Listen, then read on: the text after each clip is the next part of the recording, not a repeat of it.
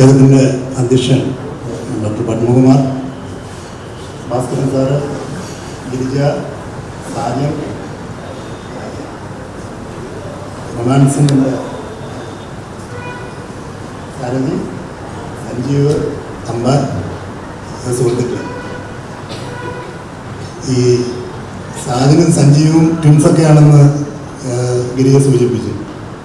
പേരൊക്കെ എടുത്തുപിടിക്കുന്നത് ഞങ്ങളുടെ ക്ലാസ്മേറ്റ്സ് ആയതുകൊണ്ടാണ്. അപ്പം ഞാനും സഞ്ജീവും സാജനും ഒരു റൂംമേറ്റ്സ് ആയിരുന്നു 1.5 വർഷക്കാലം. ആ ട്വിൻസിൻ്റെ ട്രിപ്ലറ്റ് ആകാത്ത ഭാഗ്യം, അല്ലെങ്കിൽ എനിക്ക് ഇതുപോലെ പുസ്തകമൊക്കെ എഴുതേണ്ടി വന്നേനെ.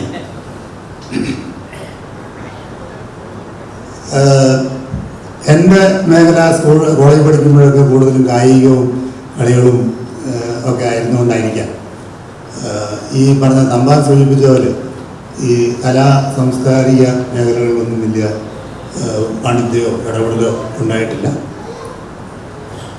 ഒരു പക്ഷേ വെള്ളായണി കാർഷിക കോളേജ് വരുന്നതിന് മുമ്പ് ആലപ്പുഴയിലെ വിജ്ഞാനപ്രധാന ഗ്രന്ഥശാലയുടെ പ്രവർത്തകനായിട്ടൊക്കെ കുറച്ച് വർഷങ്ങൾ പ്രവർത്തിച്ചതുകൊണ്ടും ഈ അക്കാലത്ത് ഇവിടെ ഇരിക്കുന്ന പലരും വായന തുടങ്ങിയത് ബൈബിൾ സാഹിത്യം, പഴയ മുട്ടച്ചോർക്കി, പൊൻകുന്നം വർക്കി തുടങ്ങിയ വായനക്കാർ ഇവിടെ കോട്ടയം പുഷ്പനാഥ്, സഞ്ജീവി പുസ്തകത്തിൽ വായിച്ചിരിക്കുന്നത് അദ്ദേഹത്തിൻ്റെ വായന, ഇംഗ്ലീഷ് വായന തുടങ്ങിയത് ജെയിംസ് ഹാഡ്ലി ചേസ് വായിച്ചുകൊണ്ടാണെന്ന് സൂചിപ്പിച്ച പോലൊക്കെയുള്ള വായന ഉണ്ട് എന്ന് മാത്രം. വളരെ പരന്നതും ഗഹനമായിട്ടുള്ള വായനയൊന്നുമില്ല. അതുകൊണ്ട് തന്നെ ഈ പുസ്തക പ്രകാശനത്തിന് ആശംസ പറയണമെന്ന് പറഞ്ഞപ്പോൾ ഞാൻ പറഞ്ഞ ഇടയിൽ നിൻ്റെ ബുക്കൊന്നും എനിക്ക് അയച്ചു നോക്കട്ടെ, എന്തെങ്കിലും പറയാൻ പറ്റുമോ, 2 വാക്ക് എന്തെങ്കിലും പറയണമല്ലോ. അപ്പം ബുക്കൊക്കെ അയച്ചു വന്ന് PDF-ലായിരുന്നു, കുറച്ച് നേരം മെനക്കെട്ടിരുന്ന് വായിച്ചു. നേരത്തെ പലരും സൂചിപ്പിച്ചതുപോലെ, ഭാസ്കരൻ സാറും ഒക്കെ സൂചിപ്പിച്ച പോലെ കടിച്ചാൽ പൊട്ടാത്ത ഇംഗ്ലീഷ്, ഈ ഗൂഗിള് പലതുന്നത് അത്ര വലിയ കൺവേഴ്സൺ ഇല്ലാത്തതുകൊണ്ട് ഞാൻ ഡിക്ഷണറി എടുത്ത് വെച്ചു, കുറച്ച് വായിച്ചു. ഈ കത്താർസിസും ഒക്കെ അതിൻ്റെ അർത്ഥവും കുറച്ചൊക്കെ മനസ്സിലാക്കാൻ പറ്റി. ട്രോയിൻ്റെ പേരതന്നെയാണ്, ട്രോയിൻ ജീൻ എന്നാണ്. ജീൻ ഒരുപക്ഷെ നമ്മുടെ പ്ലാൻ റീഡിങ്ങിനൊക്കെ പഠിച്ചിട്ടുണ്ടാവും. പക്ഷെ സാജനൊക്കെ സൂചിപ്പിച്ചത്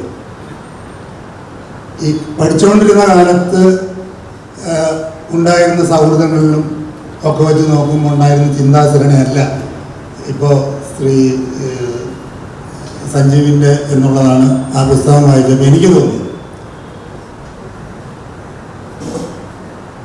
വളരെ തീക്ഷ്ണമായിട്ടുള്ള ഒരു സ്വയം ഇൻട്രോസ്പെക്ഷൻ അതിനകത്ത് നടത്തിയിട്ടുണ്ടെന്നാണ് ഞാൻ മനസ്സിലാക്കുന്നത്. ഈ എഴുത്തുകാരന് ടാലൻറ്റ് വേണം, ലാംഗ്വേജ് വേണം, ഒരു ധൈര്യം കൂടെ വേണം, എഴുതാനൊരു ധൈര്യം കൂടെ വേണം. പക്ഷെ അതിനുപരിയായിട്ടുള്ളൊരു ധൈര്യം വേണം, ആത്മകഥാപരമായിട്ടുള്ള എന്തെങ്കിലും ബുദ്ധിമുട്ടി. ശ്രീ സഞ്ജീവ് അത് വളരെ എന്താണ് ഓണസ്റ്റായിട്ട് ചെയ്തിട്ടുണ്ട് എന്നാണ് ആ ബുക്ക് വായിച്ചത്. ഞാൻ ആ ബുക്ക് 1 പ്രാവശ്യം വായിച്ചു. എന്നാൽ ഇനി 2-3 പ്രാവശ്യം കൂടെ വായിച്ചാലേ മുഴുവൻ മനസ്സിലാകത്തുള്ളൂ എനിക്ക് തോന്നി. 1-2 കാര്യങ്ങൾ ഞാൻ ഈ സാംസ്കാരിക മേഖലയിൽ എത്ര സീരിയസ് ആയിട്ട് അഭിപ്രായം പറയുകയോ അല്ലെങ്കിൽ പ്രസംഗിക്കുകയോ ചെയ്യാത്തതുകൊണ്ട് ഞാൻ കൂടുതലും സംഘടനാ കാര്യങ്ങളിലാണ് വർഷങ്ങളോളം ബാങ്കിൽ പ്രവർത്തിച്ചിരുന്നത്. അതുകൊണ്ട് അതിനകത്ത് വേണമെങ്കിൽ 10-30 മിനിറ്റൊക്കെ ഈസിയായിട്ട് സംസാരിക്കും. 1-2 കാര്യങ്ങൾ വളരെ തീക്ഷ്ണമായിട്ടുള്ള രീതിയിൽ കണ്ടിരിക്കുന്ന 1-2 കാര്യങ്ങൾ, വാക്കുകൾ ഞാൻ എഴുതിക്കൊണ്ട് വന്നിട്ടുണ്ട്. ഈ പേജ് നമ്പർ 70 PDF-ലാണ് 70 does this run in a platform എന്നുള്ള ഹെഡിങ്ങിൽ കുറിച്ചിരിക്കുന്നത് it was really easy to talk revolutionary jargons. It was really easy to talk revolutionary jargons than to deal with human relationships. Talking to others in man-to-man or man-to-one basis. ഇതിനേക്കാൾ തീക്ഷ്ണമായിട്ടുള്ള ചില observations അദ്ദേഹം book നടത്തിയിട്ടുണ്ട്. അതിലേക്ക് ഞാൻ കടക്കുന്നു.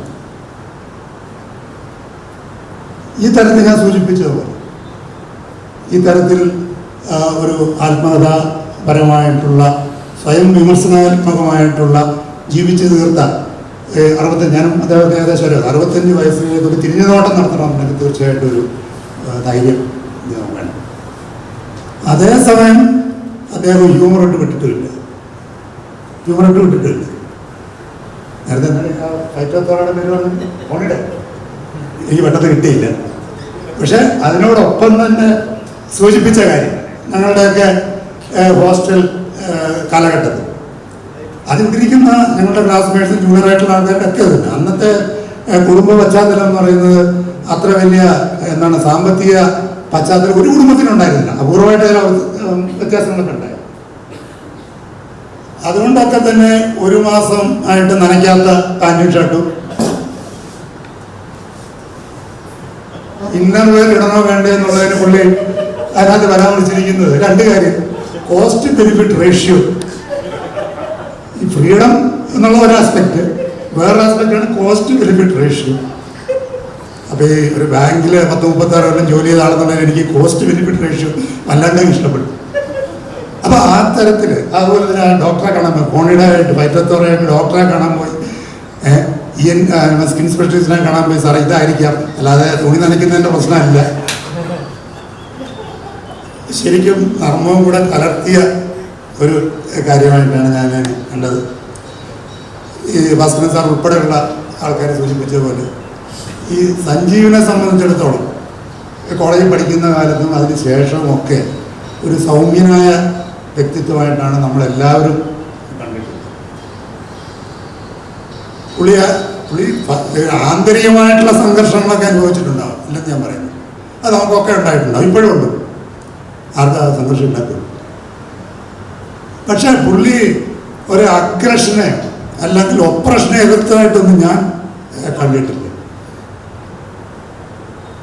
College കാലഘട്ടം ഞാൻ എപ്പോഴും എൻജോയ് ചെയ്തൊരു കാലഘട്ടമാണ്.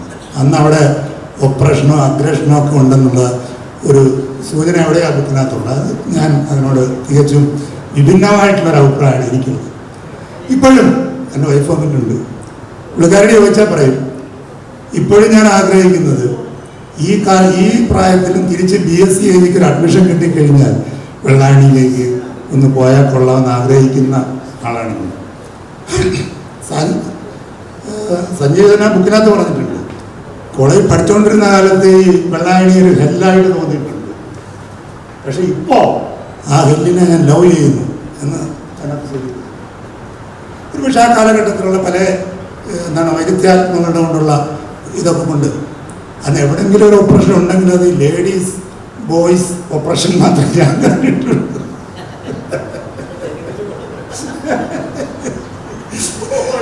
ഒരു പക്ഷേ അഗ്രസർ ബോയ്സും അതിൻ്റെ എര ലേഡീസും ഒക്കെ ആയിരിക്കാം. അഗ്രിയോ ഇല്ലെന്ന് അറിഞ്ഞുകൂടാ. അപ്പോൾ എന്തായാലും ഈ സഞ്ജീവിൻ്റെ ആദ്യത്തെ പുസ്തകം പൗലോ ദ ഡോഗ് ഞാൻ വായിച്ചിട്ടില്ല. എന്തായാലും ഇന്ന് ലഭ്യമാണെന്നുണ്ടെങ്കിൽ തീർച്ചയായിട്ടും കൊണ്ടുപോയി വായിക്കണമെന്നുണ്ട്.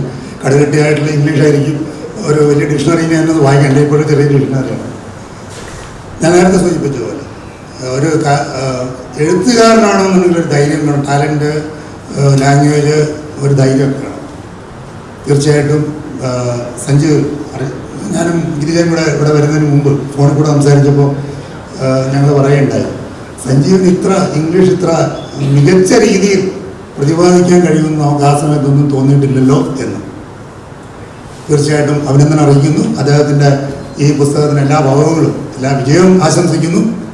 പലതും സൂചിപ്പിച്ചവരെ വീണ്ടും അദ്ദേഹത്തിൻ്റെ തൊഴുത്തിൽ നിന്നും ഇനി അധികം പുസ്തകങ്ങൾ പല കാര്യങ്ങളെ പരാമർശിച്ചുകൊണ്ട് വരട്ടെ എന്ന് ആശംസിക്കുന്നു. ഈ പറഞ്ഞ പോലെ എന്നെ ഈ വേദിയിലേക്ക് അദ്ദേഹം ക്ഷണിച്ച് എന്തിനാണെന്ന് എനിക്ക് മനസ്സിലായില്ല.